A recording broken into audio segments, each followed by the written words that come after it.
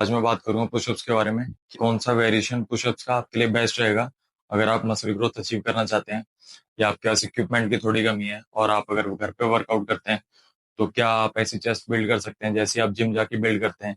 और आप कैसे अपनी चेस्ट को ओवरलोड कर सकते हैं घर पे एक्सरसाइज करते हुए, कि बहुत सारे लोग घर पे ही वर्कआउट करते हैं। और अगर आप जिम भी जाते हैं और अगर आपके दिमाग में हमेशा एक क्वेश्चन था कि आप पुशअप्स भी इतनी इफेक्टिव एक्सरसाइज है जैसे कि नॉर्मल बारबल बेंच प्रेस होती है या फिर डंबल प्रेस होती है या मशीन्स वगैरह होती है, और अगर हम पुशअप्स परफॉर्म करते हैं तो हमारी बॉडी कितना वेट यूज करती है जब हम पुशअप्स लगा रहे होते हैं। तो ये सारे क्वेश्चन जब मैंने स्टार्ट किया तो मेरे दिमाग में काफी आते थे, और हो सकता है आप लोगों के भी आते हो। तो इसीलिए मैंने सोचा कि एक वीडियो इस पे ही बनानी चाहिए। इसी को लेके 2011 में एक रिसर्च हुई थी जिसमें कि 28 बहुत हाईली ट्रेंड मैन इंडिविजुअल्स को लिया गया था। हाईली ट्रेंड यानी कि वो स्पेशल आर्म फोर्सेस के मेंबर्स थे या फिर स्वेट वगैरह के मेंबर्स थे। तो उनका जो ट्रेनिंग एक्सपीरियंस था वो 10-15 साल पुराना था और बहुत हाईली ट्रेंड थे। उन्हें अलग अलग वर्जन पे पुशअप्स परफॉर्म करवा के चेक करा गया कि जो बॉडी मास हमारी बॉडी का है वो कितना परसेंटेज यूज करती है बॉडी जब हम पुशअप्स परफॉर्म करते हैं। सबसे पहले पुशअप्स उसमें परफॉर्म करवाए गए। वो एक नॉर्मल बॉक्स पे थे जिसकी हाइट लगभग 60 सेंटीमीटर थी, और उस पर हाथ रख के आप अगर पुशअप्स परफॉर्म करते हैं तो उसमें पाया गया कि आपकी बॉडी का जो मास है उसका 40 से 41% वो लगभग यूज करती है। अब 40 से 41% समझने के लिए हम, या आगे की फिगर समझने के लिए हम इसे राउंड फिगर 100 kg रख लेते हैं। कि अगर जैसे मेरा वेट 100 kg है और मैं अगर 60 सेंटीमीटर के बॉक्स पे हाथ रख के पुशअप्स परफॉर्म करता हूँ शोल्डर वेट से थोड़ा सा बाहर, और जो मेरे जो आर्म्स का एंगल है वो थोड़ा सा नीचे की तरफ हो, यानी कि बिल्कुल स्ट्रेट ना हो। क्योंकि जब कोई भी रिसर्च होती है, जैसा मैंने पहले अपनी वीडियो में बताया, कि मूवमेंट वगैरह को एकदम करेक्ट फॉर्म पे रखा जाता है। यानी कि अगर आप पुशअप परफॉर्म कर रहे हैं तो पूरा डेप्थ हिट करना और पूरा लॉकआउट तक जाना। तो ऐसे करके अगर आपकी फॉर्म ठीक है और आप 60 सेंटीमीटर के बॉक्स पे एक पुशअप परफॉर्म करते हैं तो आपकी बॉडी 40 से 41% वेट यूज कर रही है। यानी अगर आपका बॉडी वेट, या मैं अपने एग्जांपल से बता रहा था, मेरा बॉडी वेट 100 kg है तो वो 40 से 41 kg हो गया। अब अगर मैं सेम वही पुशअप अपनी नी रख के परफॉर्म करता हूँ जमीन पे, जैसे ही मोस्टली बिगिनर वगैरह परफॉर्म करते हैं या जिनसे पुशअप नहीं लगते वो परफॉर्म करते हैं, पहले मैंने भी ऐसे ही स्टार्ट किया था। तो उसमें बॉडी लगभग, ये मान लीजिए आप, 40 to 50% अपना बॉडी वेट इस्तेमाल करती है। अभी जो 40 to 50 आगे आने वाली फिगर्स में जो ऊपर नीचे का चेंज है वो भी मैं एक्सप्लेन करूंगा वो क्यों है। और इसके बाद जो हम नॉर्मल ट्रेडिशनल पुशअप जैसे कहते हैं, जिसमें कि हमारे पैर जमीन पे होते हैं और हाथ जमीन पे होते हैं, तो उस पोजीशन में हमारी बॉडी लगभग 60% या उससे थोड़ा ऊपर या थोड़ा नीचे, तो हम राउंड फिगर में 60 मान लेते हैं, 60% के आसपास बॉडी वेट इस्तेमाल करती है। इसके बाद जो नेक्स्ट वेरिएशन टेस्ट किया गया उसमें एक 30 सेंटीमीटर के बॉक्स पे या बेंच पे पैर के पुशअप्स कराए गए। तो उसमें नोटिस किया गया कि लगभग 65 से 70% तक हमारी बॉडी अपना वेट इस्तेमाल करती है ऐसे पुशअप्स को परफॉर्म करने के लिए। यानी कि 100 kg के एग्जाम्पल के थ्रू वो हो गया 65 से 70 किलो। और उसी को अगर 60 सेंटीमीटर हाइट तक ले जाया जाए पाँव को, तो वही वेट इंक्रीज होकर 75 to 80% तक भी आ जाता है। तो अब मैं आपको एक्सप्लेन कर देता हूँ। अब अगर हम 60 सेंटीमीटर के बॉक्स पे पुशअप परफॉर्म करते हैं हाथ रख के, तो हमारी बॉडी लगभग 100 में से 40 किलो वेट इस्तेमाल करेगी। अब यही हम नीज पे परफॉर्म करते हैं तो लगभग 50 किलो।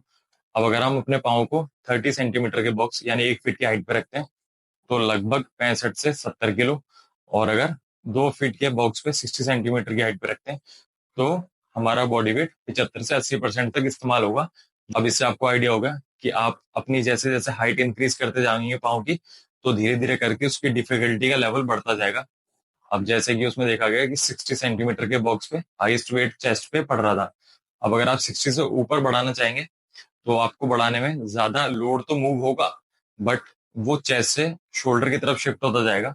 और अगर आप चेस्ट बिल्ड करना चाहते हैं 30 सेंटीमीटर काफी सही नंबर है। और अगर आप थोड़ा ऊपर जाना चाहते हैं तो 45 सेंटीमीटर 60 सेंटीमीटर तक जा सकते हैं। उससे ऊपर जाने के लिए मैं रिकमेंड नहीं करूंगा। अगर आप चेस्ट को ओवरलोड करना चाहते हैं इतनी हाइट तक ठीक है, क्योंकि उसके बाद लोड शिफ्ट होने लगेगा शोल्डर्स की तरफ। तो अब इससे आपको वेट का तो आइडिया हो गया। अब जो मैं आपको बता रहा था कि जो फ्लक्चुएशन थी कि 40% या 50% वेट में, वो क्यों थी, जैसे कि आप स्क्रीन पे देख पा रहे होंगे। जब मैं पुशअप्स लगा रहा हूँ और नीचे की तरफ जा रहा हूँ तो आप देखेंगे कि मेरी बॉडी ग्राउंड से एकदम पैरेलल है। यानी कि उसका जो एंगल अगर आप देखेंगे मेरे पैरों के साथ तो वो एकदम सीधा, अगर आप कह सकते हैं 180 डिग्री के आसपास होगा। अब वही मैं जब ऊपर आ रहा हूँ तो आप देखेंगे मेरे पैरों के साथ वो एंगल चेंज हो जाता है। यानी कि इसे कहते हैं रेजिस्टेंस प्रोफाइल, कि जब मेरे बॉडी का एंगल कुछ अलग है और मेरी बॉडी लॉकआउट पोजीशन में है, तो वो एंगल अलग होने की वजह से जो लोड है हाथों पे वो अलग है। और जब मैं नीचे जाऊंगा तो जो लोड मेरे हाथों पे या मेरी चेस्ट पे जो आएगा वो अलग होगा, क्योंकि मेरा रेजिस्टेंस प्रोफाइल चेंज हो चुका होगा अलग एंगल की वजह से। अब अगर आप इसको कंपेयर करते हैं किसी बेंच प्रेस या डंबल प्रेस से, तो उससे ये अलग पाएगा, क्योंकि जब आप बेंच प्रेस वगैरह परफॉर्म करते हैं या डंबल परफॉर्म करते हैं तो वो एक डायरेक्ट ग्रेविटी उसके ऊपर एक लाइन में अप्लाई हो रही होती है और वो throughout the movement same ही रहती है। उसमें आपका रेजिस्टेंस प्रोफाइल ऐसे चेंज नहीं होता क्योंकि वो लाइन से अटैच होती है। अब मशीन्स का रेजिस्टेंस प्रोफाइल अलग हो जाता है, बट डंबल्स का और बारबल्स का लगभग सेम रहता है, क्योंकि वो ग्रेविटी उस पर सेम ही लेवल पे अप्लाई हो रही थी हर एक एंगल पे। तो इसी वजह से जो उसमें 40 से 50% बोला गया वो इसी कारण से बोला गया, क्योंकि जब हम नीचे की तरफ जाएंगे तो ज्यादा वेट यूज होगा और ऊपर की तरफ आएंगे तो थोड़ा कम होगा, क्योंकि वो हमारे पैरों की तरफ शिफ्ट हो जाएगा। तो इसमें जो थोड़े बहुत डिफरेंसेस हैं वो ये भी है कि अगर आप लोअर बॉडी डोमिनेंट है या आपकी लेग्स में ज्यादा वेट है तो आप इजीली पुशअप लगा पाएंगे। अब अगर आपकी अपर बॉडी में ज्यादा वेट है तो जाहिर सी बात है कि वो आपकी चेस्ट पे ज्यादा फील होगा, आपके हाथों पे ज्यादा लोड आएगा, तो आपको थोड़ा हैवी लगेगा। अब क्वेश्चन आता है कि आप वैसे ही अपना चेस्ट का मसल मास बिल्ड कर सकते हैं जैसा कोई जिम जाने वाला मशीन पे एक्सरसाइज करने वाला है, बारबेल पे करने वाला बिल्ड कर सकता है? तो उसका जवाब है हाँ, आप बिल्ड कर सकते हैं। अब अगर आप बहुत सारे कैलिस्थेनिक्स वाले एथलीट्स को देखेंगे तो उनकी मसल ग्रोथ भी बहुत अच्छी होती है और वो बहुत अच्छे से ओवरलोड कर लेते हैं अपनी चेस्ट को। अब ओवरलोड कैसे करना है वो मैं आपको बता देता हूँ। आपने मेरी पहले की वीडियोस देखी हो तो उसमें मैंने आपको बताया था कि अब तक जो रिसर्च में पाया गया है कि आप 5 से 30 की रैप रेंज के बीच में अगर ट्रेनिंग करते हैं फेलियर तक जाके, तो आपको सिमिलर लेवल की हाइपरट्रोफी देखने को मिलेगी अगर आप 5 रैप पे फेलियर तक ट्रेन करते हैं, या 15 रैप तक, या 20, 25 या 30 तक। रिसर्च में हमें ये पता है कि 5 से 30 की रैप रेंज में हम ट्रेन कर सकते हैं। आप पुशअप परफॉर्म करते हैं 60 सेंटीमीटर के बॉक्स पे या 45 सेंटीमीटर के बॉक्स पे पैर रख के, और आप 30 रैप के अंडर अंडर लगा पाते हैं उसको, यानी कि आप जो भी सेट परफॉर्म कर रहे हैं और आप फेलियर तक जा रहे हैं, तो जाहिर सी बात है कि वो आपका मसल ग्रो करेगी करेगी, क्योंकि जो आप फेलियर अचीव कर रहे हैं वो मसल ग्रोथ को प्रमोट करता है। और ऐसा बहुत सारी रिसेंट रिसर्चेस में भी पाया जा रहा है।